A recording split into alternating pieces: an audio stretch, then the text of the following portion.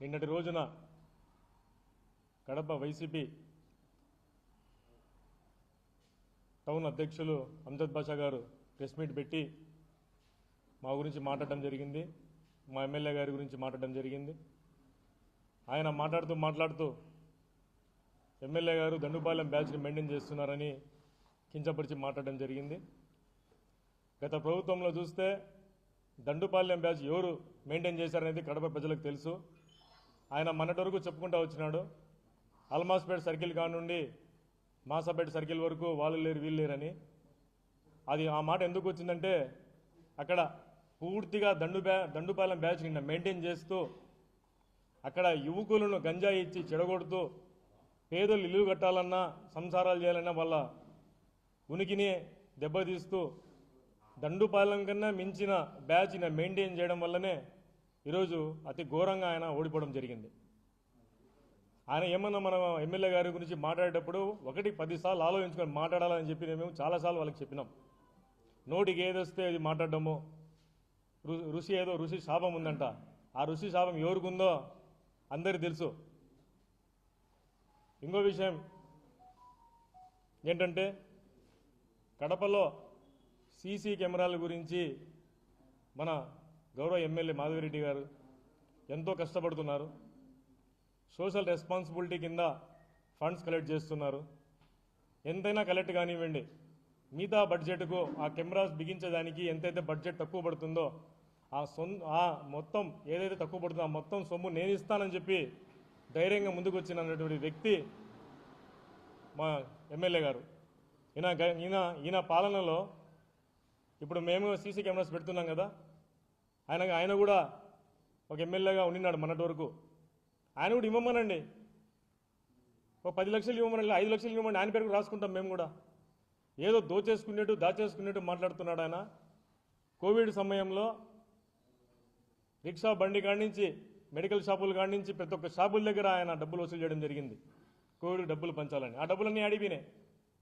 మేము corporate responsibility పరంగా ప్రజలకు మేలు చేద్దామని సీసీ కెమెరాలు ఉంటే అందరికీ బాగుంటుంది, టౌన్ అనేది పోలీసు వాళ్ళ చేతుల్లో ఉంటుంది, ఏ సమస్య అయినా కూడా దొంగలైనా సరే ఎవరైనా సరే భయపడతారు, ఏమైనా పనులు జరగవు, కిరాతకంగా జరిగే పనులు ఏమైనా జరగవు అనేసి మన ఎమ్మెల్యే గారు మంచిగా ఆలోచిస్తే ఈయన దాని గురించి ఇట్లా మాట్లాడతారు. ఇప్పుడు నేను అడుగుతున్నాను, కోవిడ్లో వసూలు డబ్బు అడిగిపోయింది. మీ ప్రెసిడెంట్ కార్పొరేటర్ దగ్గర లక్ష రూపాయలు తీసుకున్నారు, ప్రతి కార్పొరేటర్ దగ్గర సరుకులు తీసుకున్నారు, వాళ్ళ డివిజన్లోనే ఇచ్చి ఏదో పంచుకోమని చెప్పినారు. అది కూడా ఏం పంచినారని తెలియదు. నేను ఒకటే అడుగుతున్నా, మీరు కోవిడ్ సమయంలో కలెక్ట్ చేసిన డబ్బు ఎక్కడికి పోయింది? ఈరోజు మేము మంచి పని చేస్తా అంటే మీకు గుచ్చుకుంటా ఉంది. నేను ఒకటే విన్నవించుకుంటున్నాను, మన కడప నగర వైసీపీ అధ్యక్షుల గురించి 1-4-5 సార్లు ఆలోచించుకొని మాట్లాడాలా. అదేవిధంగా మన ఎమ్మెల్యే గారు వాస్తవాలు మాట్లాడినారు, శవాలపై చిల్లర ఎరుకుంటున్నారు. అది వాస్తవమే. ఎందుకంటే సీఎం రిలీఫ్ ఫండ్ గతం వీళ్ళ పరిపాలనలో సీఎం రిలీఫ్ ఫండ్ అప్లై చేయాలంటే 30% వాళ్ళకి ఇవ్వాలి. పేద బలహీన వాళ్ళు సీఎం రిలీఫ్ ఫండ్ అప్లై చేసుకుంటారు. అప్పులు సప్పులు చేసుకొని ప్రైవేట్ హాస్పిటల్లో ట్రీట్మెంట్ చేసుకునే వాళ్ళకు సీఎం రిలీఫ్ ఫండ్ అనేది ఇస్తారు. దాంట్లో కూడా 30% వసూలు చేసిన ఘనత ఎవరిదైనా ఉందంటే అది కేవలం వైసీపీ పార్టీ వాళ్ళదే. మీరు ప్రస్తుతం మనం చూసుకుంటే ఇప్పటికే 4.5 కోట్ల రూపాయలు ప్రస్తుతం మన ఎమ్మెల్యే గారు అందరికీ సీఎం రిలీఫ్ ఫండ్ ఇప్పించినారు కేవలం 16 నెలల్లో. ఇది మన టీడీపీ ఘనత, ఇది కూడా ఆయన గుర్తించాలా. ఇప్పుడు 30% సీఎం రిలీఫ్ ఫండ్ చనిపోయిన వాళ్ళు ఉంటారు, దాంట్లో ట్రీట్మెంట్ చేయించుకున్న వాళ్ళు ఉంటారు, దాంట్లో ఇంకా శవాల పైన చిల్లర ఎరుకున్నట్టు కాదా? అది పేదలకు రక్తం పిలిచినట్టు కాదా? వాళ్ళకేదో ఏదో ఒక ఎక్స్పెండిచర్ మీట్ అవ్వాలని మన సీఎం నిధి నుంచి వస్తే దాంట్లో కూడా కమిషన్ తినడము ఎంత దౌర్భాగ్యం అండి. ఆయన గొప్పలు చేసినట్టు చెప్తున్నాడు. 20 ఏళ్ల నుంచి కార్పొరేషన్ నడుస్తుంది, 20 ఏళ్ల కార్పొరేషన్ వాళ్ళే ఉన్నారు. ఈ 20 ఏళ్లలో ఇప్పటికి కూడా తాగేదానికి మంచినీళ్ళు దొరకడం లేదు కడపలో సరిగ్గా. ఇప్పటికి కూడా వాటర్ పైప్ లైన్ సిస్టమ్ సరిగా లేదు. రోడ్లలో వర్షాలు పడితే ఎక్కడెక్కడ నీళ్ళు ఆగిపోతున్నాయి. ఇన్ని పెట్టుకొని ఏంటంటే నేను మాట్లాడతారు. వీళ్ళు కమిషన్లకు ఎక్కడ ఇబ్బంది పెట్టి ఎక్కడ ఈ అమృత్ ఫండ్స్ను తప్పదావ పట్టిస్తారని చెప్పి మన జగన్మోహన్ రెడ్డి గారు అప్పుడే ఒక ఐఏఎస్ క్యాడర్ వ్యక్తిని తీసుకొచ్చి కమిషనర్గా పెడితే బోలని ఏడిచినారు. మా పనులు జరగడంలే, మా వాటా మాకు రాలే అని చెప్పి ఇద్దరు నాయకులు. ఇంకోటి ఫ్రస్ట్రేషన్ అంట, మన ఎమ్మెల్యే గారు ఫ్రస్ట్రేషన్తో మాట్లాడుతున్నారంట. అధికారం కోల్పోయింది నువ్వయ్యా, అధికారం ఎమ్మెల్యే ఓడిపోయింది నువ్వు, నీకుంటుంది ఫ్రస్ట్రేషన్, మన ఎమ్మెల్యే గారికి కాదు. నువ్వు అధికారం కోల్పోయి నువ్వు ఏం మాట్లాడుతున్నావో నీకు చేతగాక ఈరోజు మా మీద నువ్వు చెప్తున్నావు. ఫ్రస్ట్రేషన్ అంటున్నావు. హెల్త్ ఇష్యూ గురించి కూడా నువ్వు మాట్లాడినావు. ఏమని ప్రస్తుతం ఉన్నటువంటి ఎమ్మెల్యే గారికి హెల్త్ ఇష్యూస్ అని చెప్పి ప్రాపగాండా చేస్తున్నావు. నువ్వు రా, ఈరోజు ఛాలెంజ్ చేస్తా. నువ్వు మా ఎమ్మెల్యే గారు వాకింగ్ కాంపిటీషన్ పెడతాం, ఎవరు గెలుస్తారో రండి, రన్నింగ్ కాంపిటీషన్ పెడతాం రండి. నువ్వు రా, మా ఎమ్మెల్యే గారు వస్తారు. ఎవరు గెలుస్తారు, ఎవరు హెల్తీగా ఉన్నారో తెలుస్తుంది. అనవసరంగా నోరు ఉందని నోరు పారేసుకోకూడదు. ఇంకోసారి ఇట్లాగనే ఇష్టానుసారము మన ఎమ్మెల్యే గారి నుంచి మాట్లాడితే మీకు మర్యాద దక్కదని చెప్తున్నాను. ఇంకోటి కూడా మేము ప్రమాణ స్వీకారం చేస్తే ఆ రోజు నేను మీకు ప్రూఫ్తో చూపిస్తాను. ఆ రోజు వీళ్ళని ఏమన్నారు, ముస్లిం మైనార్టీలకు వీళ్ళు స్థానం ఇవ్వడం లేదు, అంతా ఒకే సామాజిక వర్గాన్ని వాళ్ళు కూర్చున్నారు అని తప్పుదో మాటలు మాట్లాడుతున్నారు. వీళ్ళంతా మతాలను కులాలను అడ్డం పెట్టుకుని చేసే రాజకీయాలే. ఆ కులం మతమే ఆ వైసీపీ పార్టీకి ఇంధనం. అది లేకుంటే వీళ్ళు బతకలేరు. ఇప్పుడు మీకు ఇక్కడ చూపిస్తాను చూడండి. ప్రమాణం స్వీకారం చేసిన రోజు నేను వాసన్న గారి పక్కనే కూర్చున్నా. చూడండి, ఆయన వాసన్న గారు జిల్లా అధ్యక్షులు, పొలిట్ బ్యూరో సభ్యులు. ఆయన పక్కన కూర్చోవడం మా అదృష్టం. కూర్చుండాం. చూడండి, బీటీ నాయుడు గారు అబ్జర్వర్గా వచ్చినారు. వచ్చినప్పుడు ఏమైందంటే నాకున్న సంస్కారంగా, నాకున్న మర్యాదపూర్వకంగా నేను లేచి పక్కన కూర్చొని నా సీట్లో నేను బీటీ నాయుడు సార్ గారిని కూర్చోబెట్టినా.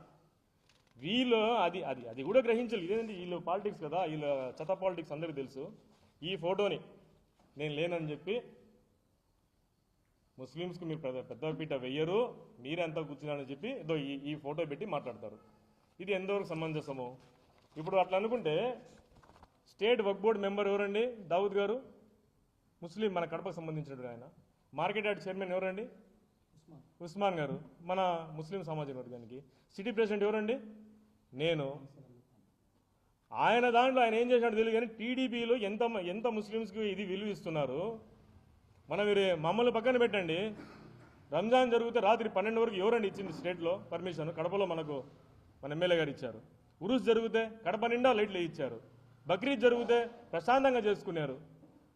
ఇలాంటి ఇంత డెవలప్మెంట్ జరుగుతా అంటే ఈరోజు ముస్లిమ్స్ని పట్టించుకోవడం లేని వాళ్ళ ఉనికిని కాపాడుకునేదానికి చెత్త రాజకీయాలు చేస్తున్నారు. కానీ ప్రజలకు తెలుసు ఎవరు ముస్లింల పక్షపాతి, ఎవరు ముస్లింలకు మేలు చేస్తున్నారు. మేము పార్టీలో ఉన్నాము. ఏ చిన్న సమస్యను కూడా మేము ఎమ్మెల్యే గారి దృష్టికి తీసుకెళ్తున్నాము. వాసన్న గారు కూడా ఆయనకు శక్తి మించి మాకోసం పనిచేస్తున్నాడు. అవన్నీ అరుగుదల కాక ఈరోజు ఇష్టానుసారం మాట్లాడుకుంటూ వస్తున్నారు. 2014 ఎమ్మెల్యే చేసినారు. 2019 ఏం జరిగింది? 2014 అధికారం లేదు, నేను ఎమ్మెల్యే అయినాడు, ఏం చేయలే వినాడు అని చెప్పి 2019 ఏం చేశారంటే అప్పుడు అధికారం లేదు కాబట్టి నెక్స్ట్ వైసీపీ వస్తుంది, ఈయనను అంజదన గొప్పదనం తెలుసుకుందాం అనేసి ఏం చేశారంటే 2019లో ఆయనను గెలిపించినారు. గెలిపించిన వెంటనే అదేంటంటే అది చెప్పినాను ఇంతవరకే, అదేదో సెంటిమెంట్ పెట్టుకున్నాడు, పిలిచినా పోలే అని చెప్పి. ఆ సెంటిమెంట్ జగన్మోహన్ రెడ్డి గారు ఏం చేశారంటే ఆయనను డిప్యూటీ సీఎంగా మైనార్టీ మినిస్టర్గా ఇచ్చారు. 2019 నుంచి 2024 వరకు ఈయన ఘనత ఏదో, ఈయన గెలిపించినారు కదా ప్రజలు, ఈయన ఘనత అంతా చూసుకున్నారు. ఈయన ఏమేం చేసినాడు, ఎవరెవరికి ఎన్ని మంచి పనులు చేసినాడు అన్నీ గమనించినారు. దండం పెట్టారు. దండం పెట్టి నాయన ఇట్లాంటి నాయకుడు మాకు వద్దని చెప్పి 2024లో ఎలక్షన్స్లో తీసుకుపోయి మూలను కూర్చోబెట్టేశారు. ఇది ఆయన ఫ్రస్ట్రేషన్. ప్రజలు బుద్ధి చెప్పినారు, దాన్ని ఎదుర్కొనలేక మాపై పడుతూ మేమేమైనా మంచి పని చేస్తే దాన్ని ఎట్లా ఏలు పెట్టాలా, ఎట్లా తిట్టాలా, ఎట్లా ఇది చేయాలా. ఇప్పుడు ఆడవాళ్ళని తిట్టే ఈయన సపోర్ట్ పడతాడు, ఎస్టీ సోదరులను తిట్టే ఈయన సపోర్ట్ పోతాడు, యాడ దౌర్జన్యాలు జరిగితే ఈయన సపోర్ట్ పోతాడు. అసలు వీళ్ళ పార్టీకి ఇందాక చెప్పిన వీళ్ళ పార్టీకి ఇంధనమే అది. కబ్జాకోరు, కమిషన్లు, దౌర్జన్యాలు, కాల్మని, ఇవి ఆ పార్టీకి ఇంధనం. ఆ పార్టీలో ఉండే వాళ్ళంతా ఈ పనులు చేస్తేనే వాళ్ళు ఎలిజిబుల్, లేకుంటే ఎవరిని రానిరు. ఇంకోటి కూడా మీ స్థాయి జనాలు ఎట్లా తగ్గించినారో మీ పార్టీ కూడా మీ స్థాయిని తగ్గించింది. ఈరోజు మీరు వైసీపీ నగర అధ్యక్షుడు, మీరు ఏమన్నా మాట్లాడాలనుకుంటే నేను టీడీపీ నగర అధ్యక్షుడు, నా వరకు మాట్లాడండి. మీ హోదా నా హోదా ఒకటే. మీరేమన్నా మాట్లాడాలనుకుంటే నా వరకు మాట్లాడండి. మా ఎమ్మెల్యే గారి స్థాయికి కానీ ప్రభుత్వ విప్పు వాసన్న గారు పొలిట్ బ్యూరో సభ్యులు, వాళ్ళ గురించి మాట్లాడే యోగ్యత మీకు లేదు.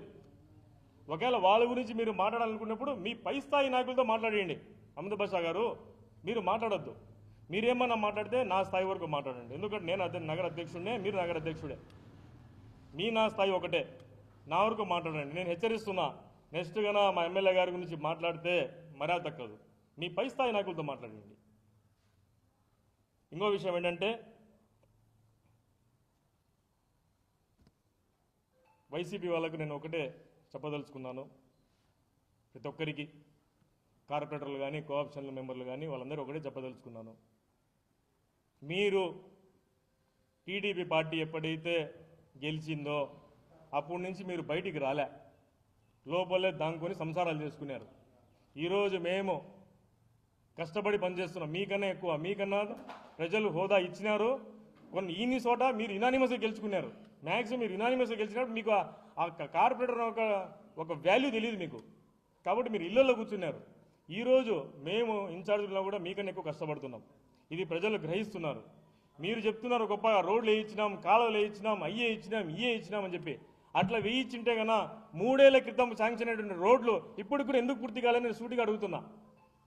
ఒక టెండర్ శాంక్షన్ అయిన తర్వాత, అగ్రిమెంట్ అయిన తర్వాత 3 నెలల లోపు కంప్లీట్ చేయాలా కాంట్రాక్టర్ వర్క్. ఎందుకు కంప్లీట్ చేయడం లేదు?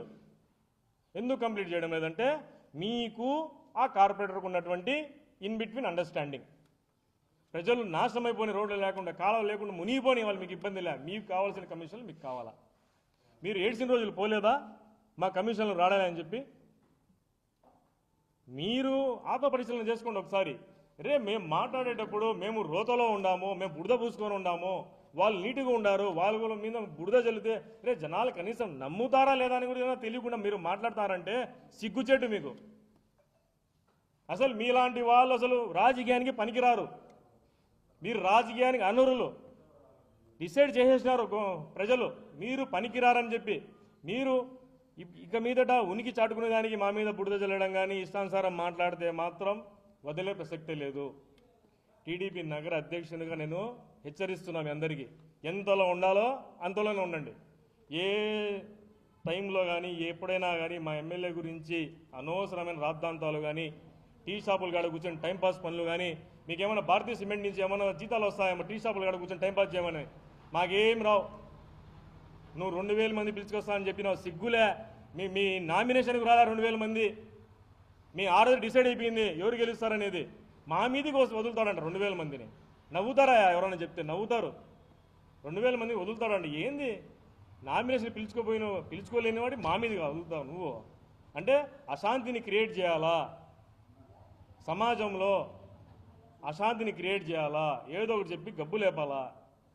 మా పార్టీనే గబ్బు పార్టీ అని వైసీపీ వాళ్ళు చెప్పగానే ఇదే ప్రెస్ మీట్లు పెట్టి నిన్న చెప్పినట్టు చెప్పిస్తున్నారు. Thank you. దావత్ భాష పేరు పెట్టింది అందరికీ చెప్తున్నా, మీడియా మిత్రులందరికీ చెప్తున్నా.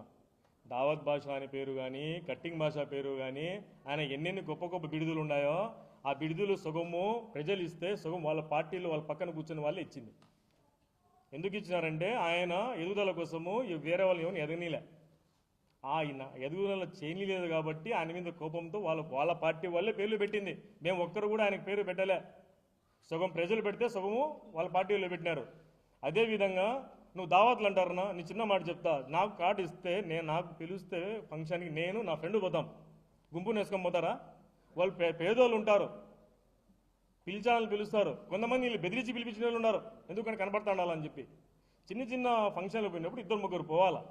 5-6 బండ్లు దింపి 20-30 మంది దిగి తింటే వాళ్ళ పరిస్థితి ఏం కావాలన్నా చెప్పండి, మీరు చెప్పండి. ఇప్పుడు మమకారం ఉంటే మీరు చెప్పారు ఇందాక, పేదవాళ్ళ మీద మమకారం ఉంటే దావత్ పోవాలని. దావత్ మళ్ళా పోదు, వాళ్ళ కోసం ఏం పని చేసినావు చెప్పు అంటున్నా. వాళ్ళ కోసం నువ్వు పని చేసింటే ఈరోజు నువ్వు ఏడు నిందు దారాలు ఆరగించినారయ్యా. నీ కడుపు నింపుకున్నావు, వాళ్ళ కడుపు ఏ విధంగా నింపినావు నువ్వు? నింపింటే కన్నా ఈరోజు ఈ దుస్థితి నీకు వచ్చేది కాదు కదా. మళ్ళీ నిన్ను అంటాడు ఆయన ఎవరో మహానుభావుడు కూర్చొని, అవునయా పోతాడు దావత్లకు లక్ష పోతాడంటే నవ్వాలో ఏడుసాలో కూడా అర్థం కాడాలి వాళ్ళు మాట్లాడే మాటలు. దావత్తులు పని చేసింటే ప్రజల కోసం పని చేసింటే దుస్థితి పట్టేదా? నేను అదే అడుగుతున్నా. నవ్వుతున్నారు, ఆయన మాట్లాడినా కూడా నవ్వుతున్నారు. ఎవ్వరు కూడా కడప ప్రజలు ఎవ్వరు కూడా ఆయనతో సంతోషంగా లేరు. కడప ప్రజానికని వదిలేయండి, ఆయన సొంత సామాజిక వర్గానికి ఆయన ఏం న్యాయం చేశాడో నాకు చెప్పండి. మినిస్టర్గా ఉన్నాడు హజ్జోసు, ఏమైనా పట్టించుకున్నాడా? మైనార్టీలు ఏమైనా మేలు చేసినాడా? దుల్హన్ పథకం ఎత్తేసాడు, మా టీడీపీ పెట్టింది, దాని గురించి ఏమైనా పోరాడినాడా? చెప్పండి. ఆయన దేనికోసం పోరాడినాడు? ముస్లిం మైనార్టీల కోసం ఏ విషయంపై పోరాడినాడో ఆ విషయం చెప్పండి నాకు.